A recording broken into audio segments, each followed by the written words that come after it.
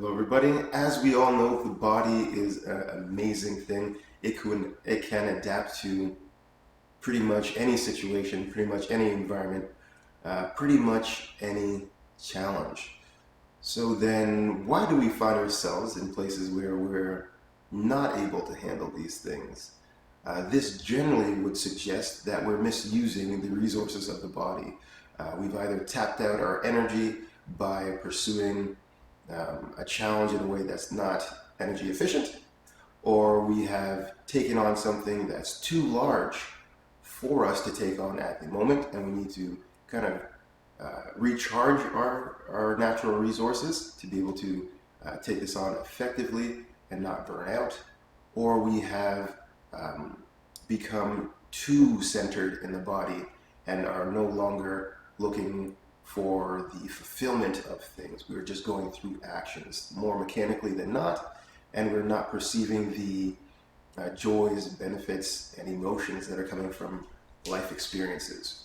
So when we use the body in an ineffective way for too long of a time, we generally get feedback. So the body shows that it is not a fan of what we're doing, and it will do so generally in the fact of creating discomfort or creating scenarios that we generally stay away from. This is a way of feeling like you're missing out of life, right? So if I am afraid of water and I don't do any water-based things, I'm going to feel bad about that. I'm going to either make it seem like it's not that important so I don't feel as bad, or make it feel like it's everything and I can't do it and there's nothing that could be helpful in that way. However, the idea is this is another way that the body shows us that we need to move towards that challenge, but not throw ourselves into it without doing the right homework. We want to make sure that we do build up those natural resources, mental, physical, and emotional, so that when we take this thing on, we have a positive from the experience. We might not be able to get it all done in one shot, but we can feel that we're moving through the process. And as long as we're moving and things are slowly coming together, it doesn't have to be fast, but we kind of have an idea of the process. This takes the stress out of the scenario, really. We'll get there eventually, as long as we have an idea of what the scenario is really about.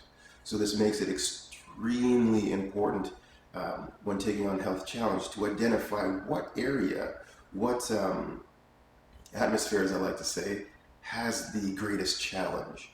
And then how can we use the other two areas generally to help restore the one that is having a harder challenge. Ideally, I believe this is how the body works best, when there's a synergy between mental, physical, and emotional health. And this is seen by the fact that when changes are made where these things are in sync, the changes become more permanent. They need less maintenance. They become almost a part of who we are, and therefore a new piece of natural resource that we can call on whenever the challenge is needed.